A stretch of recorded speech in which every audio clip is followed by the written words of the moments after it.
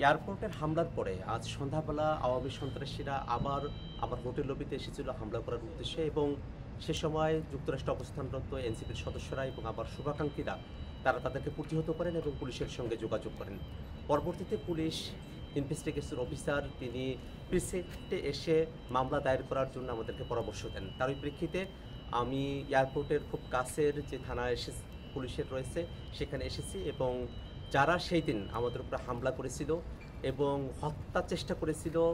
rape threat দিয়েছিল, তাদের ব্যাপারে আমরা এখানে মামলা দায়ের করেছি এবং একই সাথে ইউএস পুলিশকে আমরা এই বিষয়টা অবহিত করেছি যে যারা এই ঘটনাগুলো যুক্তরাষ্ট্রে ঘটাচ্ছেন তারা বাংলাদেশে নিষিদ্ধ এমন একটি সংগঠনের সঙ্গে জড়িত, যারা গত বছর বাংলাদেশে গণহত্যা চালিয়েছেন, মানবতা বিরোধী অপরাধ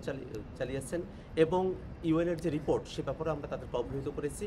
আমরা মনে করি যে আওয়ামী সন্ত্রাসীরা তারা দেশে হোক দেশের বাইরে যেখানেই হোক আমরা তাদের ব্যাপারে আইনগতভাবে